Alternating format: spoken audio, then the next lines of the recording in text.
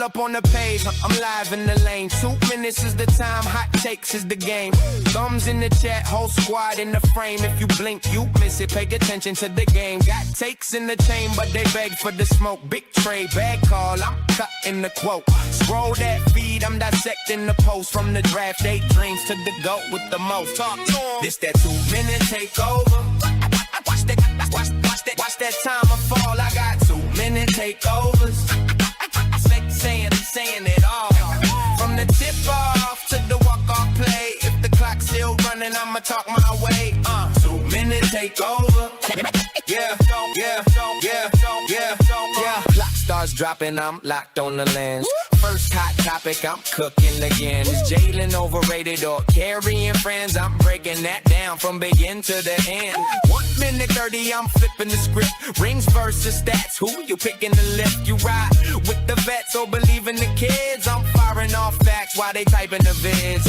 45 left, I'm checking the chat. We the lead story, but I'm vetting the facts. Sources talking crazy, the anonymous crap. If it's cap, then it's cap, I'm exposing the rap. Tick, tick, tick, whole crowd locked in. Big bold call, do I lose, do I win? 10 more seconds, I'ma let that spin. If I'm right or wrong, I'll be back again,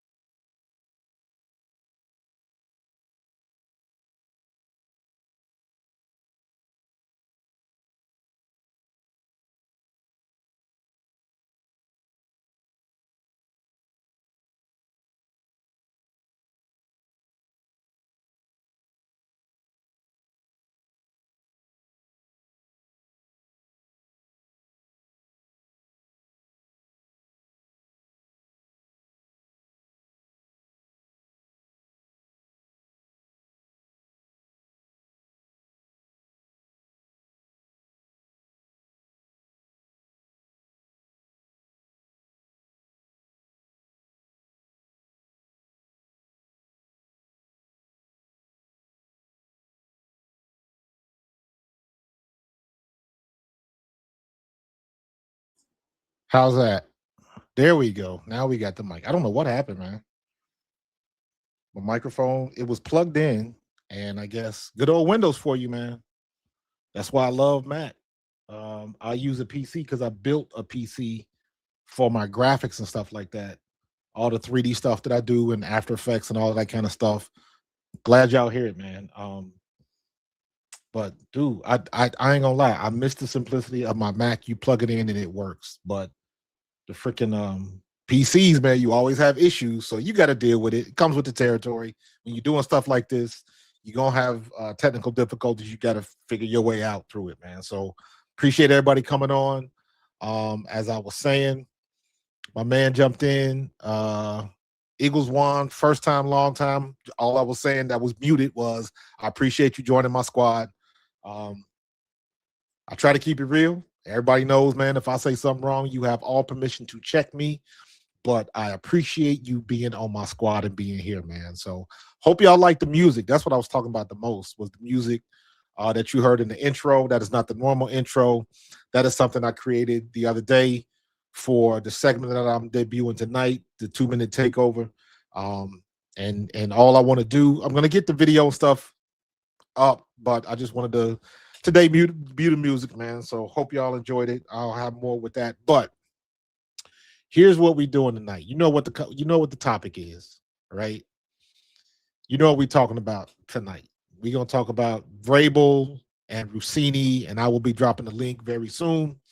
And here's the deal. You see my I got the timer going, and that is the thing right now. So when the timer starts, you got 2 minutes to give your take of your opinion. If you decide that you want to come on the show, come on the air. And you got 2 minutes to give your take. You can go up to 2 minutes, or if you don't quite make the 2 minutes, that's okay too. And what we're gonna do is talk about your take or your opinion, and then we'll rinse and repeat, because I'm gonna leave the link up for most of the night. Again, if you're new here, you do not have to have your camera on. I wish that you would, but I know how people get. Everybody ain't got the smooth ball head like me. I understand it, but you don't have to have your camera on. If you don't want to be on camera, if you camera shy, turn your camera off. We can still hear you. It'll just be like a call-in show. That's the vibe I'm going for. That's what I want to do. And that's how I want to get things popping, man. So yeah, thank you for the love for the intro. Thank you for the love for the intro, man. I worked on that. I got to get the graphics right. I'm gonna have a true intro. I just haven't had time to edit it. I just got it where I wanted it tonight, and I didn't have time to edit anything and put all of that together. So I just took my original Pro Fan Talk intro and just put the new music to it. I didn't have anything synced or nothing like that. So, but I just didn't want to have it blank and running. So glad you like it. By this time next week, I'll have it together like it should be. So we doing some new things. You're gonna see, for instance, I've got finally got my sound effects, and then I believe they are working. Let me see. My sound effects working. Let me see. Did y'all hear that? Yes. I use Suno. That is AI. I did write it, but I let Suno compose all of that. I ain't no rapper, man. Come on. We got technology. I did write the lyrics, and then I let the AI do everything when it comes to that, man. So I ain't trying to front. I know some people, they do know people, and they can get people to come up with something. I ain't got it like that, or at least if you got some skills on the microphone that I don't know about, let me know. So, but I'm testing everything. Like, yeah, you heard that?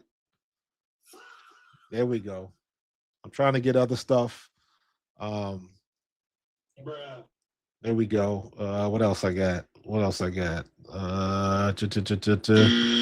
Got the buzzer. And where's the other one that I wanted? I wish I could put all these on the same page, but I can't. What was the other one? Oh, so if you giving your point and you making a good point, let him cook. Let him cook now. There you go. Let him cook. I said let him. There you go. If you're really cooking with grease, different things like that, man. You know, I'm just trying to keep it fun. Just trying to keep it fun, man. So that's about it. That's about it. So AI is bad for the environment, bro. You ain't never said nothing, man. I dig it. I, I'm not gonna argue with you about that because we got the down in South Jersey. They arguing about data centers now. So I'm with you. I'm with you. So um yeah, I saw that. We can get right into it, man. Dianna Russini and Mike Vrabel, right? Been going through all of these shenanigans. Somebody brought up a good point that I did not think about. And they said that um nobody, no beat reporters, no regular reporters broke this story. And I never thought about it like that. But this came from, I believe it was the page 6 on the New York Post, I think it was. Um, but they said no reporters even touched the story. I never heard anything on ESPN. You let me know if you heard something different. I never heard anything on ESPN. I never heard anything on um, Get Up, First Take, um, NFL Network, Good Morning Football. I did not see anything. I did not see anything. So if you saw something, you let me know. I didn't see anything. So they say the beat reporters knew, but I'm talking about, I read that too about the beat reporters, but that was more like other people that are around the industry. And it was just more like of, yeah, we see it and we just gonna mind our own business. But it never blew up to this point. Because if they knew about it, then they knew about it. But I guess they just wasn't stupid enough to put it out in public. But gets into the second point. If none of the beat reporters, or to your point, if they knew this was going on and nobody said anything, right? How come all of a sudden now it's a big deal? So the rumored conclusion is that one of the spouses probably hired somebody to take these pictures. Because if you look at the pictures, they are taken from a distance. And I just saw some other pictures that I'll show pretty soon that they are out there. And I was like, okay, I didn't see these or they were cropped, right? So here's the pictures. This is page6.com. So these are the pictures that I saw initially. This was one of a group. This one right here. And that one right there, right? I didn't see this one. I never saw this picture. This picture right here is, now you get a gist of how far back this person is. They are a ways away and they got a hella lens. Let me say it like that. Matter of fact, I ain't even gone through all of these pictures. Can you even, I can't even, hold on. Oh, it won't let me. Is this a paywall? Is this behind the paywall? I think it is. Yeah, I think all of those pictures are behind the paywall. So, but okay, so here we go with this picture. Never knew it was that far back. This is the one that everybody saw. And honestly, I was like, that ain't no big deal. They in a pool. That is not in a jacuzzi. That is a public pool, and I'm gonna show you in a few minutes. Right. So they are in that one. Let me see. And I saw this one. Okay, so this was the one I didn't see. Now this is in a jacuzzi, right? And again, look how, and this is me putting on my graphic designer. I'm a Photoshop expert. This has been enhanced, but you can tell how far this picture was taken away because probably the original picture, they are probably very, very small. So this has been blown up, but it's clear that whoever took this picture was a long way away. We're gonna get into the resort in just a second. Stick with me. We going somewhere. Stick with me. Right. So we got this one. Let me see. Now these are the ones I did not see. By the hotel. Vrabel left the area. She coming back. Here comes Vrabel. So they just chilling at the resort, right? So remember this picture. Remember this picture, and then remember that picture. So I don't know if this one is just a different angle of this, because this is not a jacuzzi. Matter of fact, I'm not even sure. I know where it is. I know it is. All right, let's get into that real quick. Check this out. So I showed this afternoon when I streamed today. This is the hotel. So this is the hotel. This is the resort, Miles. Right? And this is the website. I ain't doing nothing. This ain't Google Earth or nothing not like this. This is the website for the Ambiente Landscape Hotel. Now, I can move around. And again, you can do all this on the website. It gives you the cool 3D view.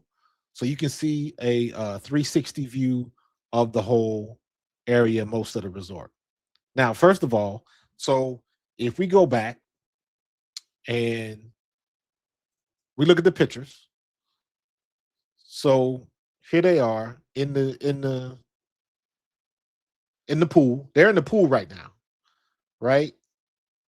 This is the hot tub. So let's go back to the hotel. So this, you know what? I'm about to get y'all. Hold on. Did I? Oh, I turned it off. That on it. I thought I left it up. Can I? Let me see. Hold on. Tools, scene collection. You know what? Nah, I ain't gonna do it. Scenes. Oh, hold on. Okay. Let me see if I can do this. I'm gonna go John Madden on y'all. So can I do it? Yes. So I can do that. All right. So check it out. So here's the pool, right? So I showed y'all that picture. So this is the pool, right? Here's the jacuzzi. So the picture that we saw the first of them sitting under the umbrella with the like the little fountain stream, that is this right here. That's this right here, because you can see here's the little fountain stream. That's what you got right there. So they were sitting in one of these seats, right? So this is the jacuzzi. So the other picture has to be somebody had to take that picture from this angle. The first picture was from this angle. So somebody's moving around the area. All right. So now if they in the jacuzzi,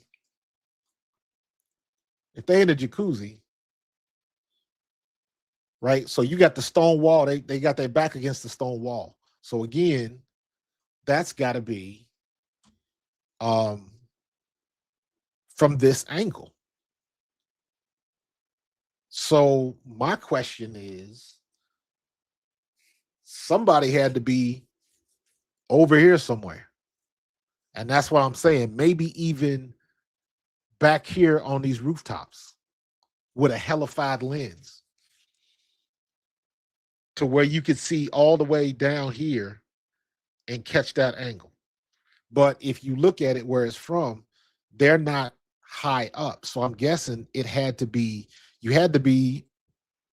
on a low platform somewhere in the resort, because they are not that high up. The camera angle is at shoulder height. So how far was somebody away? Somebody had to be on site.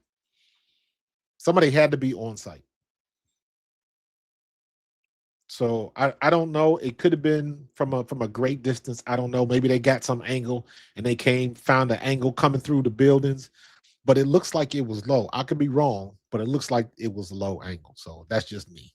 But again, look at all of this. And here's the one thing that I was saying that you got to remember, right? Look at, he was disguised as a bush. He was disguised. That's funny. Yeah, I'm doing full on investigation, bro. Yeah, it was Big Dumb. um, but like, look at this. Look at this. This is the thing I want you to see. Here's a good. Can I zoom in? Look at this. All right, this is what I want y'all to see right here. All right. So every room, every suite is like this. Look around. Every suite is the same. You have a room, you have steps to the roof. On every roof, you have a bed. I'm going to guess that this is some kind of futon, but this is a bed for two people. You notice there are no benches. This is the bench. This is a bench right here. And then they got the fake grass over here. But you have a bed and you have a fire pit. That's it. So when she telling the story, I was there with some of my friends. There is no place on here that is really catering to friends. You have a bed and you have a fire pit. This is a couple's suite. This is a couple's resort. Look at it. All of the rooms are the same. This ain't for a family of 5. At 20, 2100, 2500 a night? Nah, this ain't for a family of 5, bro. This is for couples only. And it's in the middle of nowhere. Look at this. It's in the middle of nowhere. You got mountains on every side. Every side. You see some more. I guess they could be condos. I don't know if that's part of the property. And I don't know. But this is in the middle of nowhere. You got to travel to get here. So this is kind of quiet. So you just not going to happen to be here for a business meeting. You're going to go to a business meeting at 2500 a night with rooms that are only good for 2 people. That don't make no sense unless you just and I know the NFL got money, but they ain't trying to give money away either. So I'm just trying to keep that real with you. But you see the spots where all of the shots come from are probably right there and right there. And then when you see the shots of them, where's the other one at? Like this right here, that's on the roof. Up on the roof.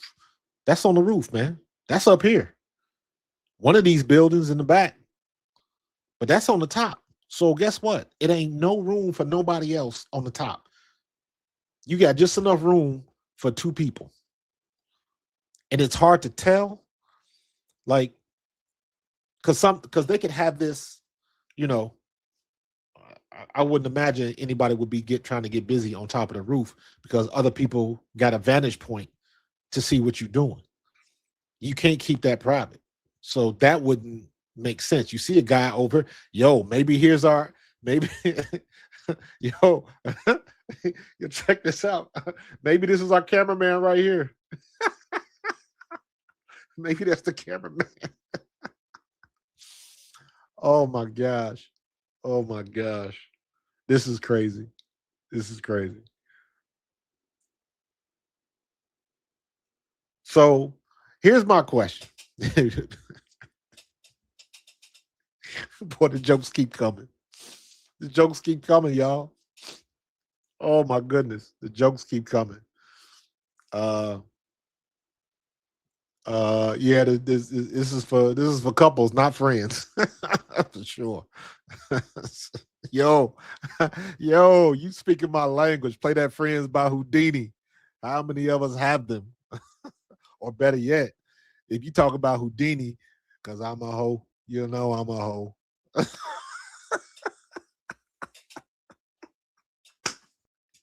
How do you know? Because I told you so. Oh my God. Like Mr. Clark.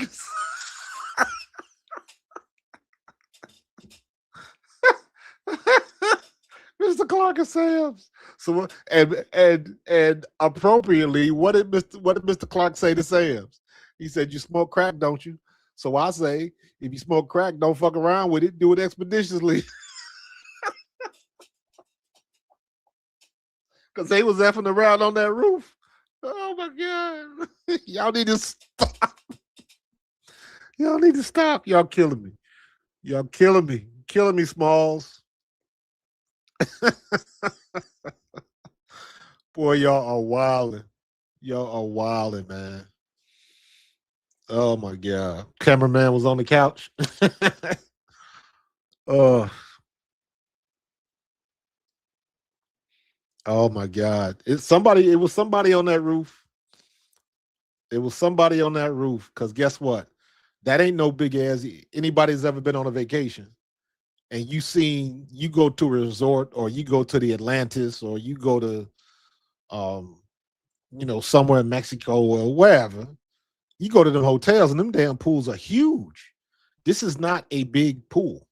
I mean, it's big, but it's not what you would normally see at a resort. And then you're talking about you only got 8 spots. 2, 4, 6, 8. You got 8 spots in the pool. That's it. You only got 4 pairs of chairs outside of it. 4, 8. So you got 8 and 8. This is not a big. Okay, so you got 12 over here. That's all you got.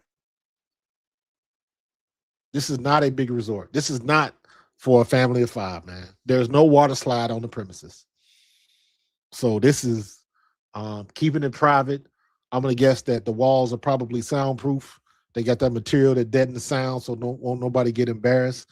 But I would imagine that at a place like this, at that price, is probably some hanky panky going on some of these roofs, and they don't care. They probably got the white noise speakers hidden in the trees. So, oh my goodness. Yeah, so guess what, man? Mm, they were getting it in. They were getting it in. And so now everybody coming back with the all the receipts on Dianna Russini. I didn't know she used to trash her husband like the way she did. Where did that come from? Where did that come from? I heard about and again, I remember hearing about stuff like this, but I never paid attention to it. Because back when it happened, the media coverage wasn't like it was now. Everybody wasn't running, throwing stuff on social media like we do now. So when Dianna Russini and Britt McHenry got into that fight over Sean McVay, um, I barely remember that happening. I don't remember that getting out like mass media at all. But I don't think Dianna Russini was she was a nobody at that time. Britt McHenry, most of y'all don't know who that was. She was another pretty face that was a sideline reporter and did all of that kind of stuff. And you just didn't hear about it. Now, when you got this that's popping, everybody pulling receipts. Everybody is pulling receipts. So it's a very interesting situation. Now, in the big scheme of things. All right. Now let's keep it a buck. In the big scheme of things, nobody I don't know the spouses. So it doesn't concern me one way or another if they screwing around. Where there's smoke, there's fire, right? So it must be something because you just don't meet up at a place like this. They both got the money, so it would make sense. But you get it. You understand the environment. You understand it is what it is. Y'all know how the sausage is made. Garoppolo, yep, I heard about Garoppolo too. Um, Pam Oliver. What? I heard a bunch. It wasn't Pam Oliver. They tried to use her to replace Pam Oliver. Oh, I got you. I think Pam Oliver's got something going on medically. Because the last 2 years, when I watch her reports from the sideline, it sounds like she's struggling to talk. Or is that just me? I don't know. Yeah, the dots are getting corrected, Los. The dots are getting connected, right? But I saw a couple of posts today where like she trashed her husband on national TV on ESPN. She said her husband was average. She talked about her husband not talking to her for a day because the Eagles lost and like all that kind of stuff. So people are posting reports that she was trashing her husband like she didn't care about him anyway. I done already seen the post where they superimposed Vrabel and Diana's face. Remember that couple that was at the concert that got busted? They put them in that environment. So like everybody going ham at this. And Vrabel gonna get a slap on the wrist. He might lose a couple points in the court of a public opinion, but for the most part, ain't nothing gonna happen to him. But Dianna Russini, her credibility as a beat reporter is gonna take a hit big time. Because for us here in the South Jersey, Philadelphia area, everything about AJ Brown has been coming from her. Schefter ain't really saying nothing. Ian Rappaport ain't really saying nothing. All these other guys, they throwing stuff around. Diana is like 10 toes down with her stuff. And she has had probably the most reports. Matter of fact, WIP voted her Insider of the Year. Oof. But I mean, is there really such thing as bad news now? Because now everybody, I guarantee you, this Ambiente hotel, the traffic on this hotel's website is probably through the roof right now. Probably through the roof. So is there such a thing as bad publicity these days, especially with social media? My sister was asking me about that. She was like, this girl ain't gonna be able to work again. And I was like, not so much. Because if the Athletic, the next thing she writes on the Athletic, everybody's gonna see what she wrote, see what she had to say. Even if everybody gonna fire off on her. Even if everybody gonna come with the toxic, the traffic meters don't care what kind of traffic it is. You still getting paid off of it. So it doesn't matter if it's positive or negative. If everybody coming with their knives out for Dianna Russini, they still clicking.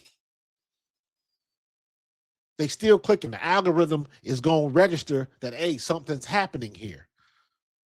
Vrabel and Russini are probably the top trending topics on social media right now. So in a way, there's no such thing as bad. It's bad for her family. It's bad for his family, especially if it turns out to be true. And even if it's not true, it's still not a good look. It's still not a good look. Why are you in the hot tub with her? I would challenge anybody. I don't care what your relationship is like. Go on a trip. Go to an exclusive resort and jump in the hot tub with somebody else. And let some pictures come out.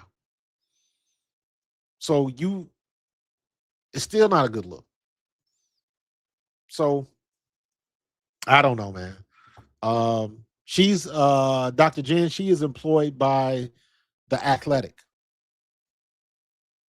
She is employed by the Athletic. So and heck, the last year, there's been so many layoffs in the journalism industry. Everybody getting laid off. You saw if you in the Philadelphia area, you just saw what happened at WIP and a couple of the other stations. Devin Caney is a popular personality here. Everybody loved Devin Caney. I don't know too many people that don't like Devin Caney, and she got fired. So I hit her up on the post on Twitter. I was like, everybody waiting for you to come out with a podcast because everybody gonna follow. So that's just the way that it is right now. And all of these big media types, ESPN and all these other places, have they fallen by the wayside because they still think they're the big dogs in charge, but they're not. They really aren't. Especially when you take into consideration that somebody like Pat McAfee can start a YouTube channel and parlay that into the biggest media force on television right now for college sports. It ain't ESPN, it's Pat McAfee.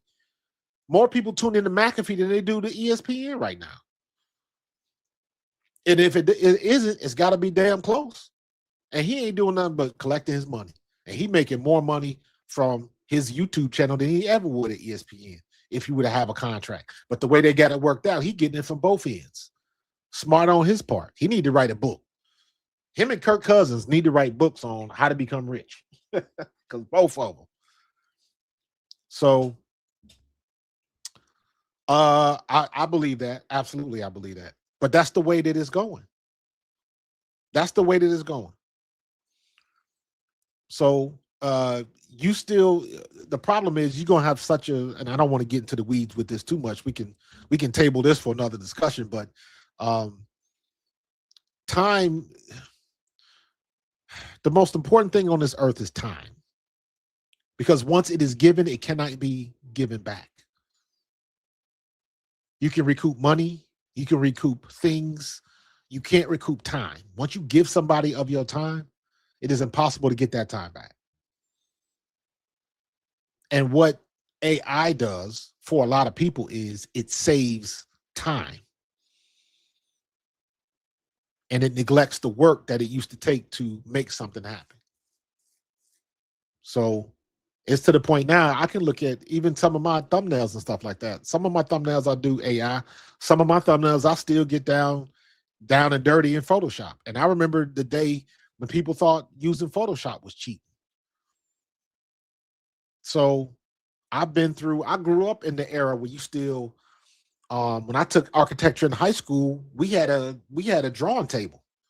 We didn't have CAD. When I was in high school, CAD didn't exist. We didn't have CAD. We didn't have Unreal Engine and all of these things that we have now that you can build to scale. The measurements are sound and precise. You couldn't build models of that stuff in a day like we can now. I could go on Unreal Engine right now and kit out my house, make it look photorealistic, and can everything that I put in that 3D model, I can go out and go on Amazon and buy it. That's how people are designing houses and stuff like that now. But my point is AI lets you do that faster and faster and faster. So time is becoming more and more like a currency. The problem is you better learn how to use it. You either learn it or it's going to leave you. Regardless if you like it or not. That's irrelevant. People said the same thing about vehicles and automobiles. What you think happened to all of the horse stables and people that owned horses and sold horses when folks start driving cars? What happened to all of those people? So you got to learn. You got to learn how to use the technology. Master the technology. Don't let the technology master you. So regardless of if you like it, regardless of if you think it's evil, it is here. So you need to learn how to use it. They said the same shit when Windows dropped. I graduated college in 1993. I graduated from Eastern Kentucky in 1993. 2 years later, Windows 95 dropped. So Windows 95 didn't even exist in my educational term. We had Windows, we had DOS, we had 5 1/4 floppy disks. I'm going way back. Programming in BASIC and all of that stuff. We had computers that took up whole rooms. And the only thing it could do was basic calculations. It couldn't even do what we can do on our iPhones right now. And it took up the size of our whole room.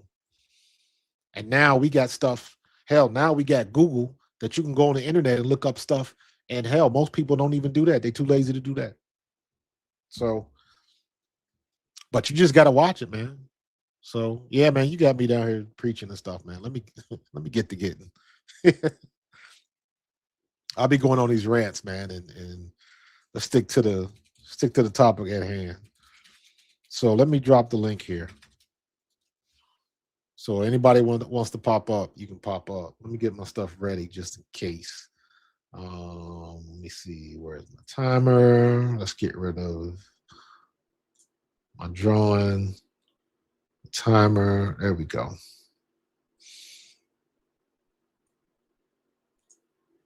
Uh-oh.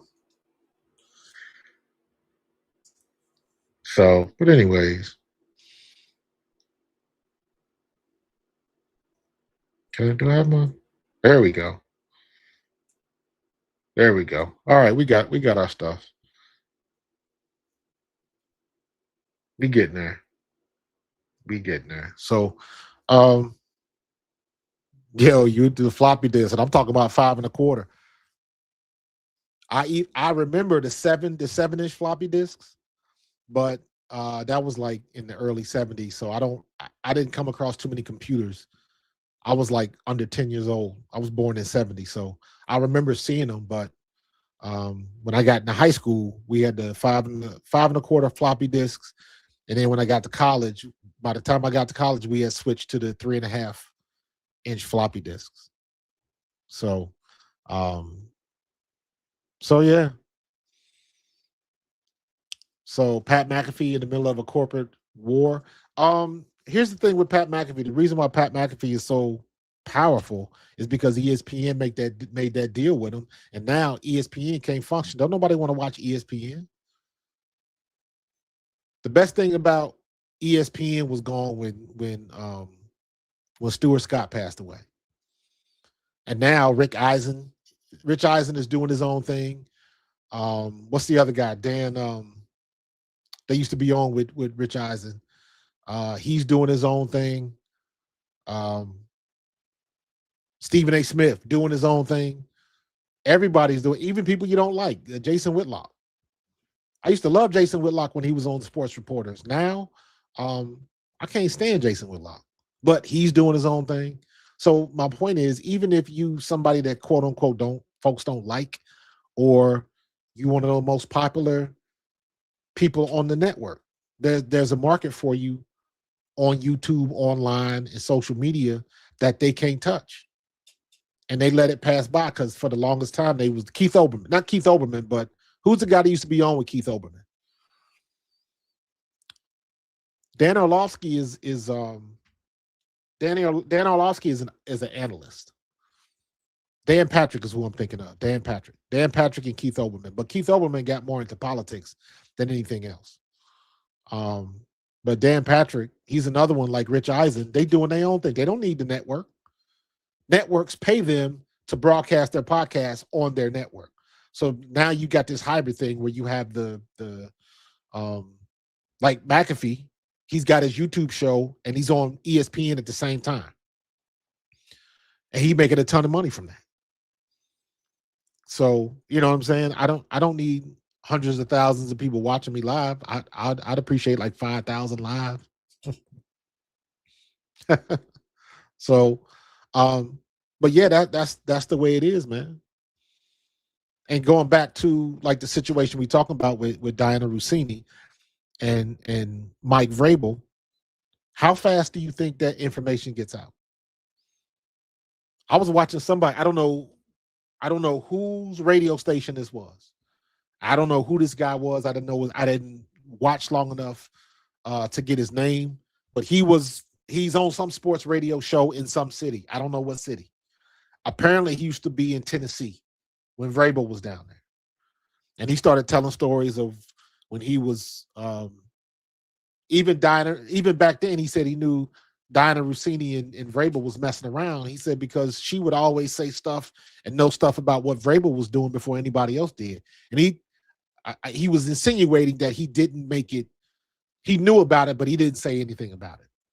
But he tells the story that, and I just watched this. Thank you for the 5 memberships. I just watched this where he said, let me turn that off. Where he was talking about there we go. Appreciate you, Dave. It was on the wrong channel. Where he was talking about he went to a Super Bowl party in 2023 when the Eagles was in the first Super Bowl. And he said he heard that Vrabel was going to be there. But the way he heard it was he heard it from Dianna Russini, who said, yeah, me and Mike Vrabel are going to be there. Like they was coming together. And he said, if I find this, I'll post it on my Twitter or something. He said that he said they never showed up. He said, but if they would have shown up, he was ready to walk up to them and tell them, hey, you got 24 hours to get your story straight because I'm coming out with something. So on site, he was ready to just blow they stuff up, but they never showed up. And my thing was like, if it was like that, you could have did it anyways. Why didn't you? So I don't know if he was just talking smash or whatever the situation is. Yeah, Panda, best thing is Mina Kimes. I don't know if she's the best thing, but I do like Mina Kimes. I respect Mina Kimes because I know she does her homework. When clearly, everybody else is not.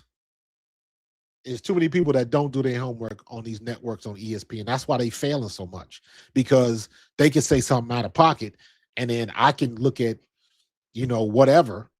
I can go digging on social media and I can post a real response and cut them up in real time. So you can't get away with the stuff that you used to get away with back in the day.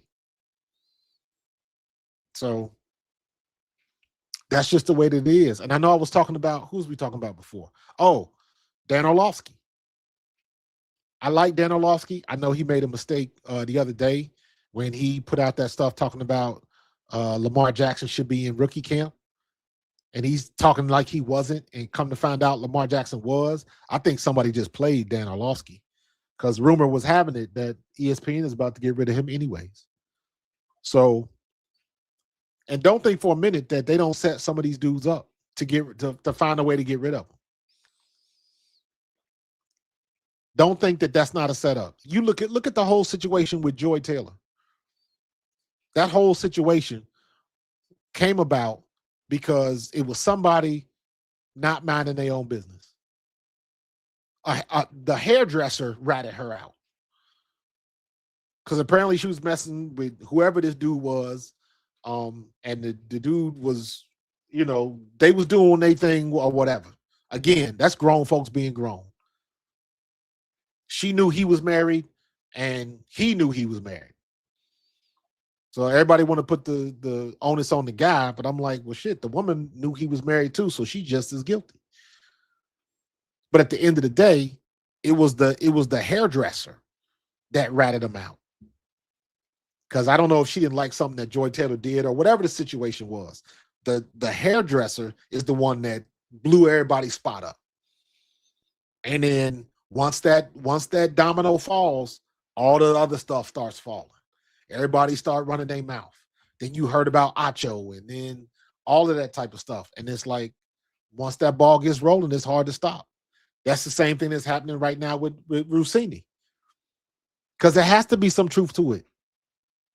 There has to be some truth to it because it makes sense. Why would somebody just all of a sudden want to take pictures of them?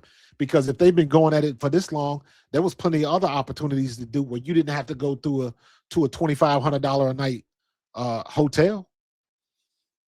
You had plenty of other situations where you could have done this. Why now? And why here? So maybe it is a situation where somebody got fed up and didn't want to deal with it. And just maybe one of them spouses was like, oh, hell no, this is what we're going to do. So, but Joy Taylor was minding everyone's business. I mean, that goes both ways. Usually in situations like that, everybody know what it is. Everybody know what it is because everybody got their hands a little dirty in situations like that, especially when you dealing with a network like that. Because I guarantee you, Joy Taylor passed a lot of people that was busting their ass to get that spot, but they couldn't. I mean, let's keep it a buck. Let's keep it a buck. I don't know if they're gonna say that she slept her way to the top, but her looks had a lot to do with it. And that is not anything new. I don't know if y'all remember this. I don't know if y'all remember this. There used to be a girl on Fox. Her name was Adrienne Barbieri, I think it was. And she was the it girl for a minute. Mark Schlereth hated that girl. Mark Schlereth, Denver Broncos, Washington Redskins. I think he won multiple Super Bowls. Then he started doing analyst stuff like everybody else does. But Mark Schlereth was good and still is good. And Mark Schlereth was one of those dudes that don't take shit from nobody. But I think I think this girl, Adrian Barbieri, I think she was trying to push up on Mark Schlereth. I think she wanted to get with him, and he wasn't having it. And one day, I remember seeing this on the air. He was like, "Yo, keep that girl away from me." He was like, "I don't care what she does, but just keep her the hell away from me." Like he snapped on her on the air, so she must have been pushing on him hard. And he was like, "No, like stay away from me." And after that, you didn't have no more problems. No more problems. I'm trying to remember if no, it's not Adrian Barbeau. Her last name was Barbieri, I think it was. I could be wrong. Um, I think that's what was her name? Barbara. Barbie. Was it Barbie? Barbieri?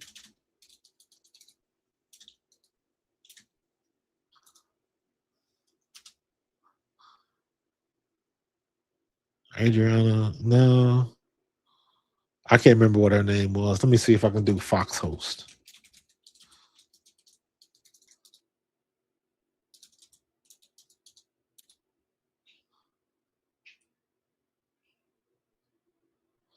It was Was it CBS? I can't remember. Yes, Jillian Barbieri. Barberi.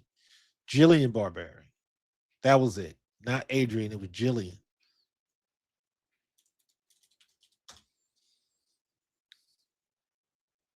Jillian.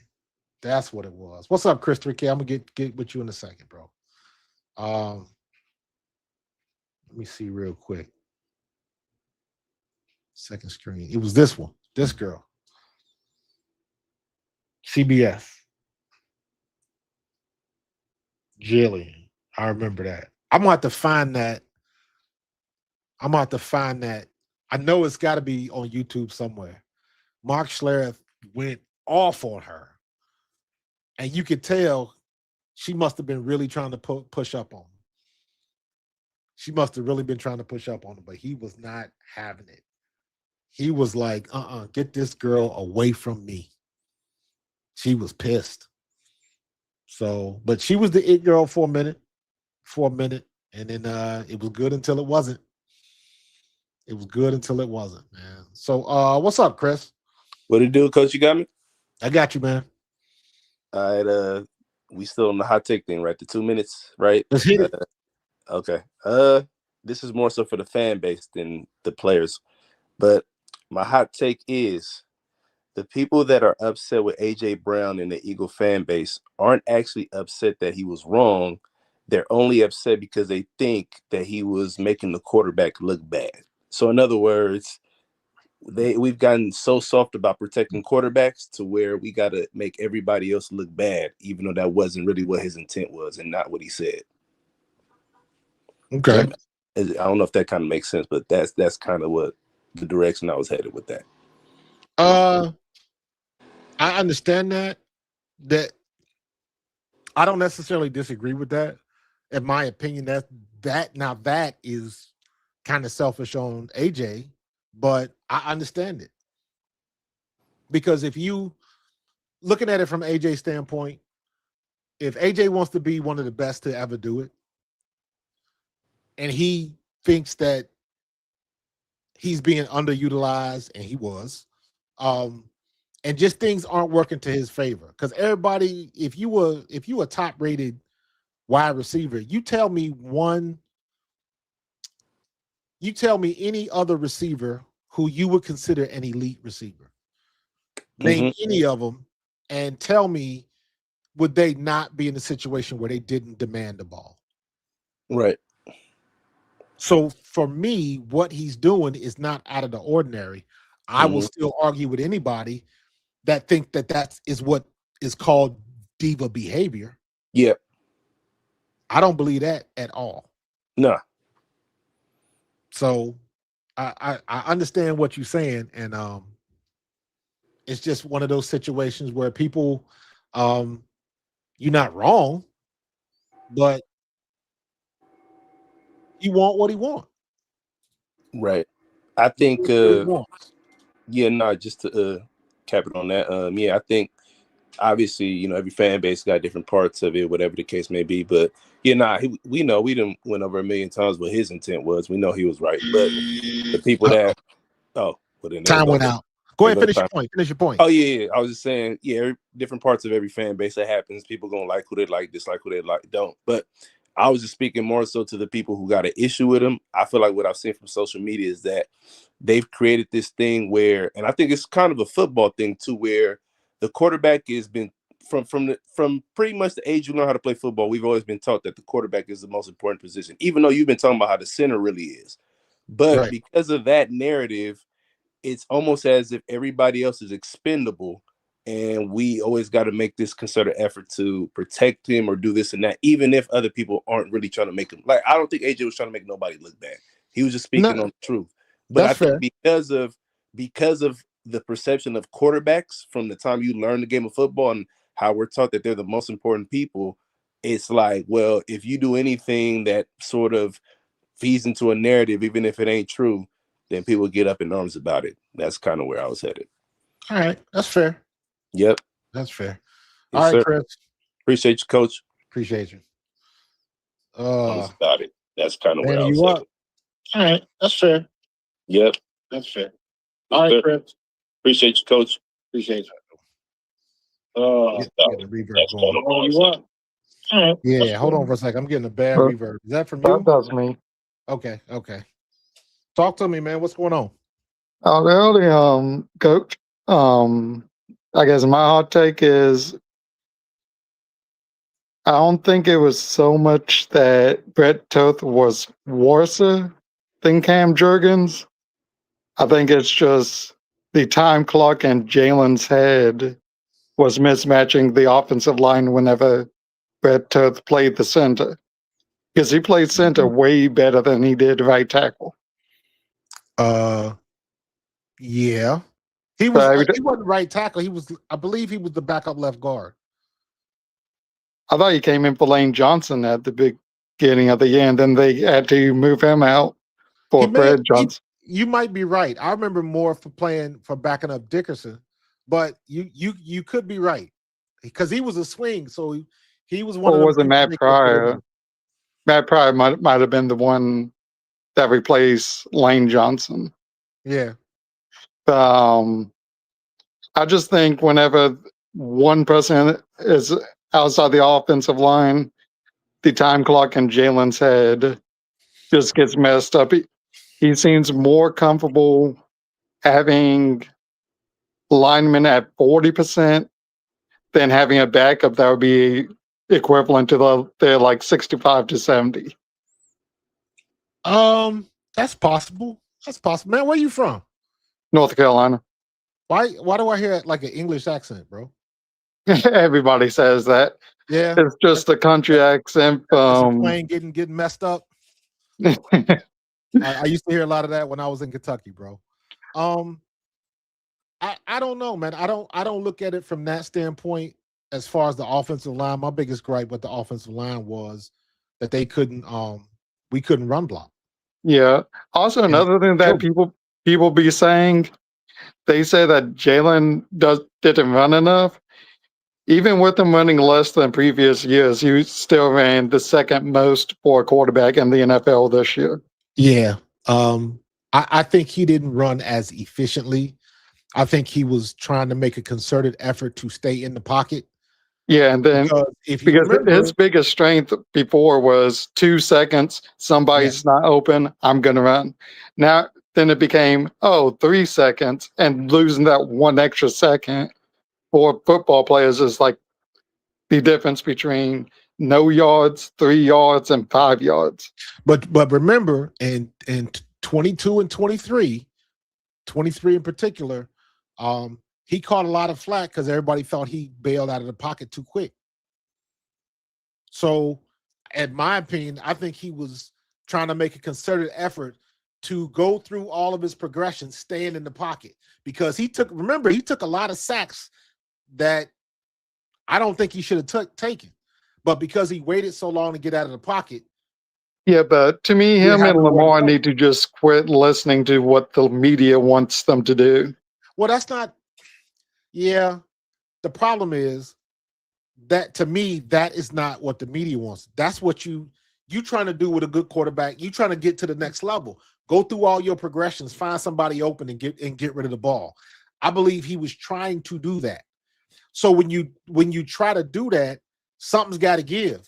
You can't stay in the pocket and go through your progressions and bail out. You either gonna stay in the pocket or you gonna bail. I agree with that, but the thing So with he was. I think he just got caught up in doing it, and because he took those sacks previously, he'd have been gone. yeah, I agree with that, but the problem was with KP Kevin Petula's offense is all his progressions would end up on one side anyways. Yeah, and, yeah. That goes back to the Kevin Patullo kept losing the chess match. Man, we got outclassed when it came to that, and it Which was ridiculous because he against some of the best defenses, KP won that chess match we against were, the Vikings. bro. We were the- bipolar, man. For some reason, we how Peop- many games did we have where the first half was great and the second half was trash? Yeah, but Or vice people versa? forget that it's been like that for the Eagles ever since even Andy Reid. With Andy Reid, we never scored in the first half. We Yeah, was a that's the second point. half team, so that was one of the reasons why I love the Eagles. They were just like, oh, the game's never over. I can watch a halftime. We're down 20-3, and the ending score is going to be 31-20. Yeah, because I mean, and people getting it mixed up. We were not even when Kellen Moore. People get the first 4 weeks of the season. We was mad And at Kellen Moore, and remember the offensive line had to go to Sirianni's office and was like, "Look, bruh, we need to run the ball." another thing with that is even with Kellen Moore, the motion, we was 8th in the league in motion with Kellen Moore. With Yeah, KP, people are whining that we didn't have enough motion. We was 12th in the league last year. I don't think Kellen I, Moore or Kevin Patullo uh, I was. got them mixed up. Yeah, I don't think Kevin Patullo was ready for the. I don't know. I just didn't think he was seasoned enough, but I still stand by. Um, I still stand by he should have had a second season. I, I understand why they fired him. I'm just saying that if our offensive line would have blocked better, he would still have a job. I believe that because if the offensive line would have run blocked better, Saquon would have had a better offensive output, which Saquon means play still action would have worked, which means we would have had more passes, we'd have had more completions, and we would have held the ball just a little bit longer. And that makes all the difference in the world. If your play action doesn't work and you can't occupy those linebackers and those safeties with the run game, you see pigeonhole. it's hard to think. It's hard to view as that because even with how bad our offense was, we had two 1,000-yard receivers, an 1,100-yard running back, a second running back in Tank's Bigsby that we used bipolarly that probably had like 300 yards, only carried the ball like 20 times. Yeah. We So, definitely got to get better at that. I'm very interested to see what Mannion's going to do. So and then we had AJ Dillon after he fumbled that one time, I believe, in Green Bay. We just pretty much benched him for the rest of the year. yeah, AJ Dillon was stealing money, but that's not his fault. Yeah. But all right, man, I appreciate you jumping on, man. All right. Yeah, have a good one. I'd still be in the chat. You got it.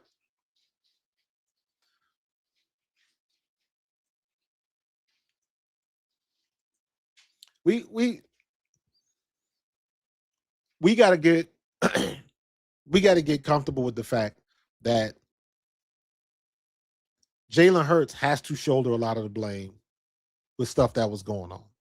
However, it was not all on him. But because he is QB1, he has to shoulder the blame. That's the way that it goes at his position. That's the way that it goes. And I'm good criticizing. Because if you're going to criticize him, that has to be based on film. So there's no two ways about that. That's based on what you see on film. And that's legit. So when it looks better, it looks better. And the one thing you can't say that he can't do it because he did it in 22 and 23. 23 was probably going to be his best statistical year as a quarterback, even though he threw more interceptions. He threw more interceptions, but if it wasn't for the collapse that happened the last 4 games of the season, he would have been there because that magical threshold for quarterbacks of 4,000 yards still exists. You know it still exists. So I am really, really, really, really hoping that Sean Mannion can touch a nerve that everybody else has been missing.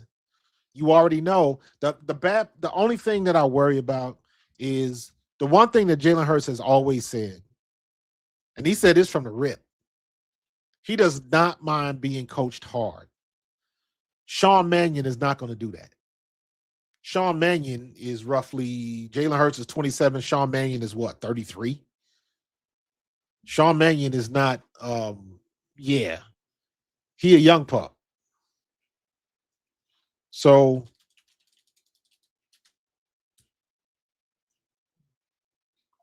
Sean Mannion is 33 years old. He's 6 years older than Jalen. Matter of fact, 3 years ago, he was still in the league.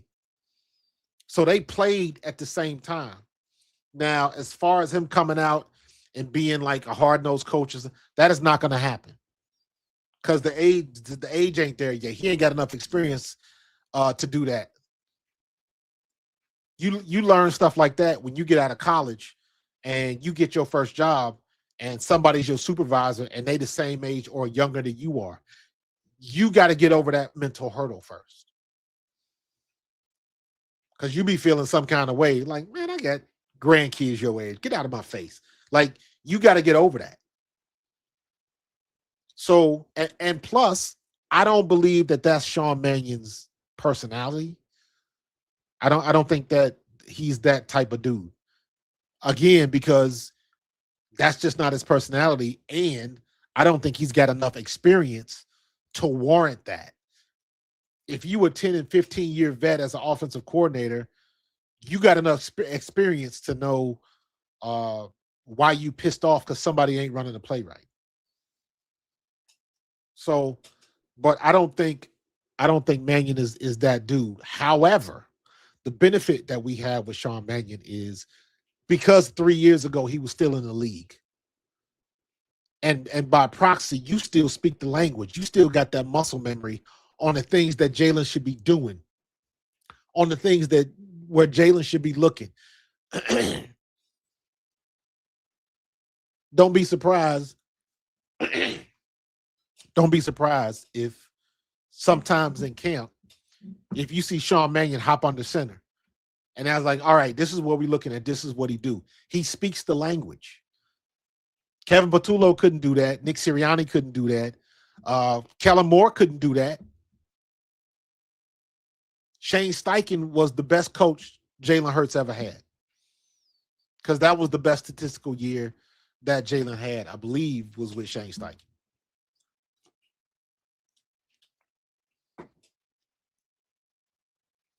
So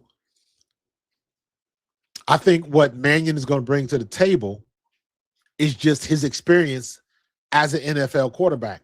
Because like I said, you still got the muscle memory. You still remember what it was like to go under center, take snaps, all of that type of stuff. You still in the loop. You still in the loop. So so when Sean Mannion's on the field and he's calling plays, I would expect him and Jalen can communicate better. Because Jalen is going to say some things and Mannion is going to know exactly what he's talking about. So at least that's my hope anyways. So, we got a cadre of offensive coordinators. We got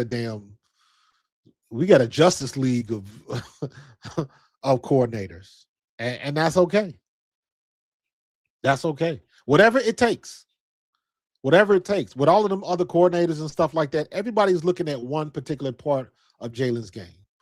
I worry that maybe we might have too many cooks in the kitchen, but we'll cross that bridge when we get to it. We'll cross that bridge when we get to it.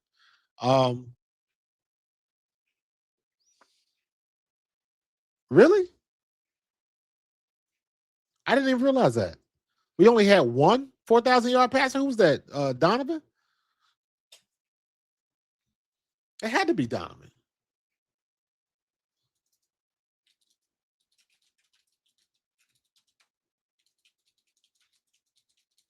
It wasn't Jaws. Oh, Carson Wentz. Really? Wow, I didn't realize that.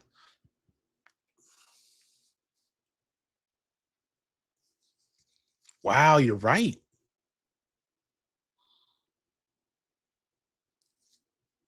You're right. Donovan's best year, 2004 and 2008. 2004, he threw for 3,875 yards. And 2008, he threw for 3,916 yards. 2004, 31 touchdowns.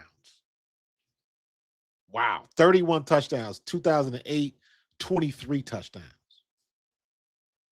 Wow, 31 touchdowns. And we still didn't get 4,000 yards. That's crazy. I never realized that. Wow. That's crazy. What did Carson do? But that just goes to show you, Carson was with us from 2016 to 2020, so he stayed 5 years. Carson's best year was 2019. He threw for 4,039 yards with 27 touchdowns and only 7 picks. So he had a hellified year that year. He had a hellified year. We were 9-7. Wow. And he really didn't, it wasn't like he was almost there. 2016, 3,700 yards. 3,200, 3,000, just over 3,000 in 2018. Then for over 4,000 in 2019. Then 2020, 2,600 yards because he got hurt. And then 21, 3,500 yards, 3,563 with 17 games as a starter. Wow. So you know what? When I see stuff like that, that makes Jalen Hurts look that much better. That makes Jalen Hurts look that much better, in my opinion. So, yeah, Jalen, 3,100, 3,700, 3,800. What I tell you, 2023, 38-58. We were 11-6, 38-58. If our defense could have played better the last 4 games, it could have got off the field, offense would have had more opportunities, and I believe Jalen Hurts was going to go over 4,000 yards that year. He was 100 and what was that? 142 yards short. He needed roughly like 190 yards a game the last 4 games, and we couldn't even do it. We couldn't even do it. That was the year. And he had 23 touchdowns and 15 picks. That is the only season Jalen Hurts had double-digit picks. Jalen has had 4 picks, 9 picks, 6 picks, 15 picks, 5 picks in 2024, and 6 in 2025. And those 6 include the Chargers game where he threw 4 in one game. I don't know what the record is for the least amount of picks in the season for an NFL quarterback in the regular season, but Jalen would have been tops. That's crazy. That's crazy. So they don't give Jalen the credit he deserves because, in my opinion, that's the threshold that people are looking for, the 4,000-yard thing. Because you've seen people go 4,700. I believe Aaron Rodgers, didn't Aaron Rodgers go 5? And Peyton Manning go 5,000? I could be wrong. Let's double check that. Let's see. Let's do who did I say? Peyton Manning.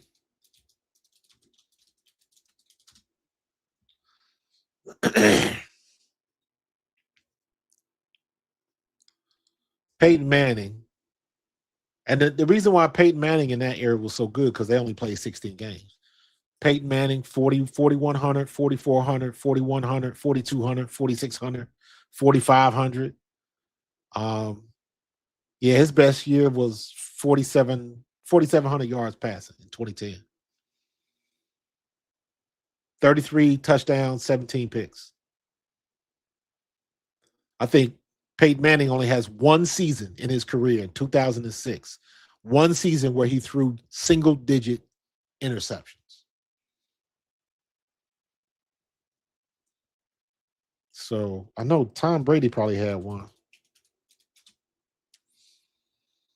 Let me see. Tom threw for 48. In 2021, Tom Brady threw for 5,316 yards. Good Lord.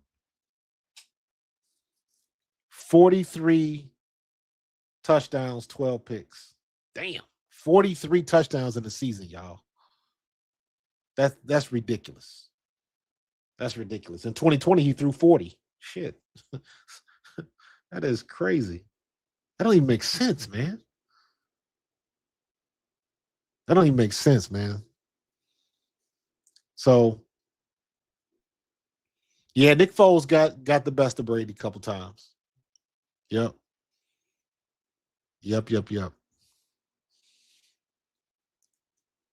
But I still say the long ball is overrated because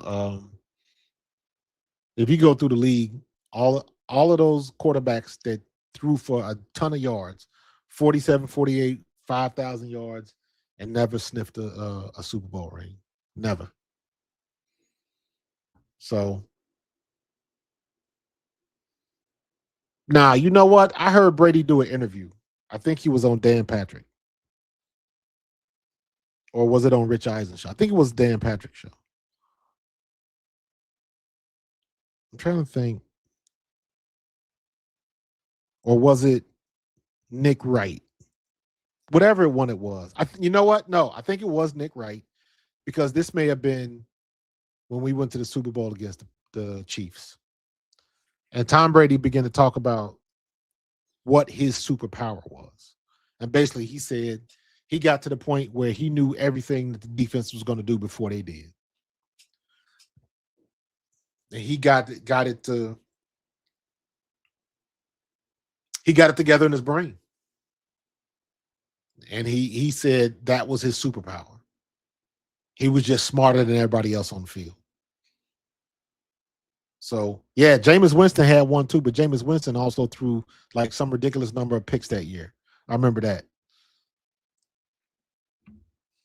So, AJ for Devontae Adams trade almost happened. Good thing it didn't. Good thing it didn't. Devontae Adams, man, he just ever since and again, this guy goes to the point of do you want the optics or do you want the results? What do you want? As a fan, what are you looking for? You can't have both sometimes. Sometimes you can. Most of the times you can't. So what do you want? Do you want the optics? Or do you want the results? Do you want the trophies? They still, after Jalen Hurts outplayed Patrick Mahomes twice, they still don't want to give Jalen Hurts his props. He played the best in the business right there twice. We lost that first Super Bowl because we got outcoached. Remember that play that Andy Reid did in the end zone? We was on the 3-yard line, and he brought the guy in motion. And soon as the DBs banjoed over, soon as they slid coverage over, they stopped and came the other way. I was like, damn, that's a dope ass play design. And he hit us with the same play twice. He got us with the okie doke twice. Just ran it to the other side of the field. The same result happened. Soon as they slid over, because they was in the zone coverage, and you got to slide everybody over. So as soon as the linebacker started shifting, hike that ball, you go back the other way. You had a 5-yard cushion. Wasn't nobody around. Both times. That's play design right there. That's 4D chess is what that is. And we wasn't ready for it. We wasn't ready for it.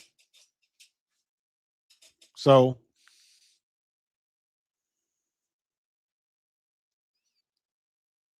we got, we got like that. But that's the way it goes. We got out-coached. We got out-foxed because Andy Reid is a master. You got to give him credit for that.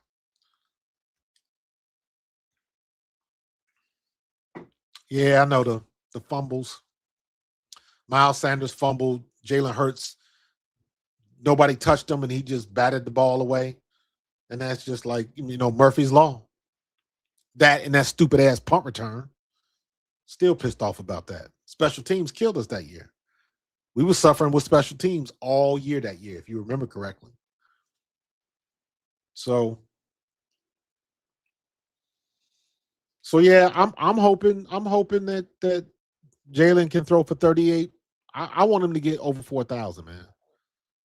I want him to get over 4,000. I need the offensive line to block adequately and leave some room open so we can throw the ball around, but throw across the middle like I know we can, like we used to do in 22 and 23 with A.J. Brown when couldn't nobody stop him, even though defenses knew where we were going with the ball. They still couldn't stop A.J. Brown. So a part of me understands A.J.'s frustration. When you a weapon like that and you've done it in this city like that, it's like you looking at them like, why you stop? Why you stop? And nobody had an answer. You can't tell me that Jalen couldn't play and couldn't get him the ball because he's done it before. So that tells me it's a scheme issue.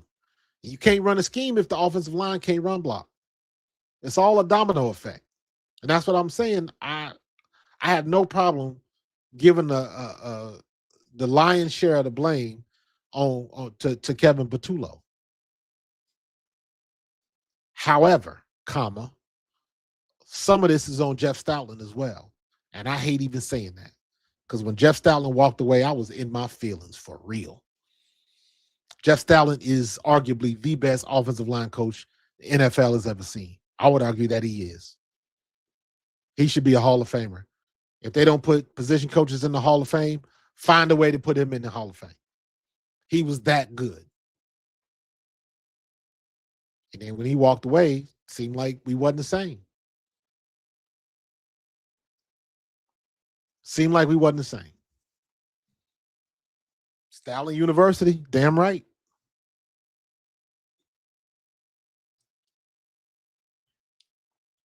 So it is what it is. Kev, never say never. Never say never. Because if Saquon, again, this is not on Saquon. If the offensive line decides they're going to block this year and stay healthy, Saquon will have a different season. So we'll see. But all right, man, we're going to shut this down. I've been rocking and rolling for an hour and a half, a little bit longer, but we had a couple guys, we had a couple takers. So I appreciate you, Chris. I appreciate you, Manny, coming on the mic. I want to do this more. I want to have more people on the mic. Stop being scared. Get on the microphone. Get a question. Write yourself down a question and just come on the mic and just do it. Get it done. We got to get this. We got to build this up. Definitely got to build this up.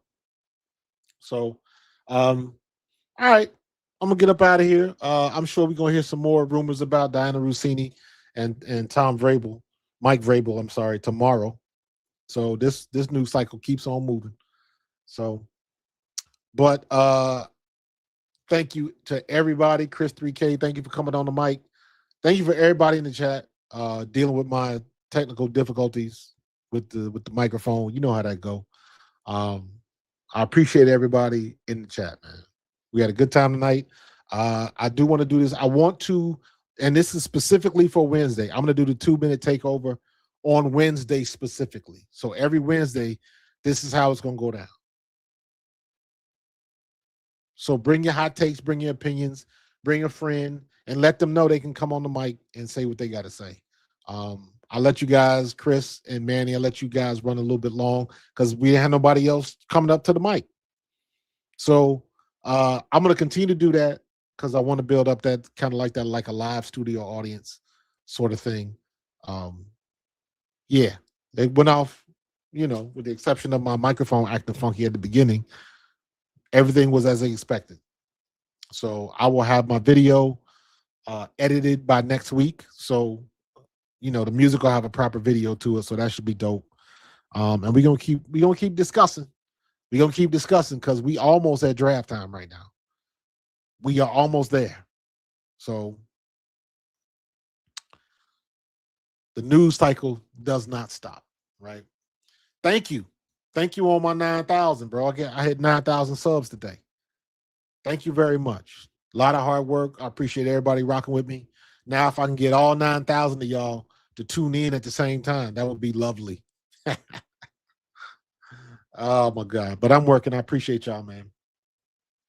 I appreciate y'all. Like I always say, go tell your friends, go tell your cousins, your play cousins, everybody to subscribe to Pro Fan Talk. We're trying to make this thing grow. You already know. Now I'm on the road to 10K. And I still got my hats too. I still got my hats. I didn't forget.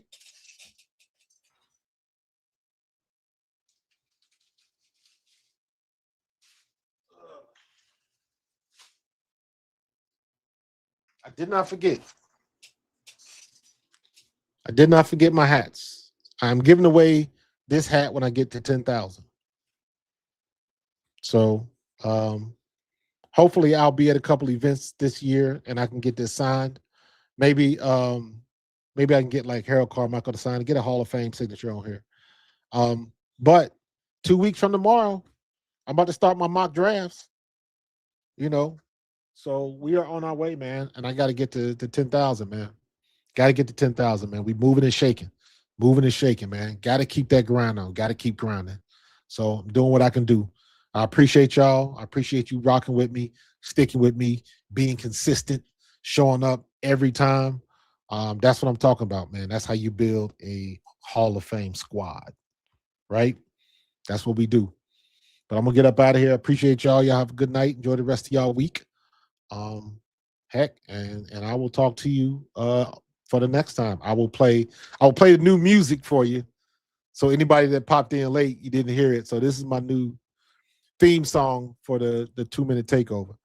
And we'll be doing that every Wednesday at 9:00. Now, also, all of my times, all of my Monday, Wednesday, Thursday. Okay? Monday, Wednesday, Thursday. That's what I'm going live now. I'm not doing Fridays anymore. I'm switching it to Thursday. Friday, I can work on some things, work on my graphics, things like that. So Monday, Wednesday, Thursday, 9 p.m. I'm moving everything back to 9 p.m. 10 p.m. is too late, and I'll be trying not to fall asleep on the microphone. So I got to move it back an hour. So I'm moving everything to 9 p.m. So Monday, Wednesday, Thursday, 9 p.m. Tuesdays, Bald Eagles Podcast, 8:30 p.m. Me and Tone. So I'll be on the mic Monday, Tuesday, Wednesday, Thursday. All right? Monday, Wednesday, Thursday, Pro Fan Talk Live, 9 p.m.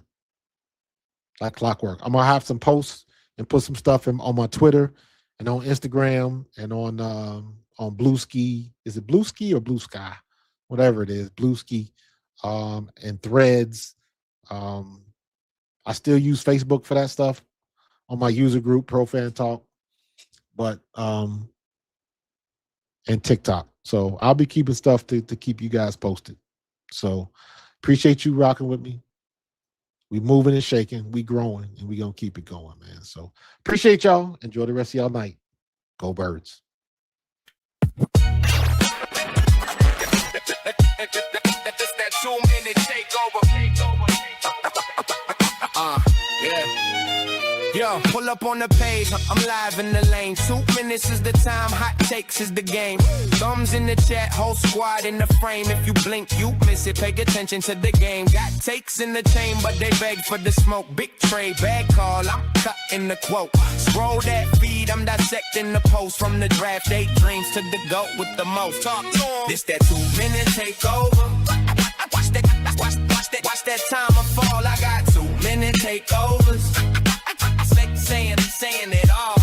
From the tip off to the walk-off play. If the clock's still running, I'ma talk my way. 2-minute takeover. Yeah. Clock starts dropping, I'm locked on the lens. First hot topic, I'm cooking again. Is Jalen overrated or carrying friends? I'm breaking that down from begin to the end. 1 minute 30, I'm flipping the script. Rings versus stats, who you picking the lift? You ride with the vets or believe in the kids? I'm firing off facts while they typing the vids. 45 left, I'm checking the chat. We the lead story, but I'm vetting the facts. Sources talking crazy, the anonymous crap. If it's capped in this cap, I'm exposing the rap. Tick, tick, tick, whole crowd locked in. Big bold call, do I lose, do I win? 10 more seconds, I'ma let that spin. If I'm right or wrong, I'll be back again.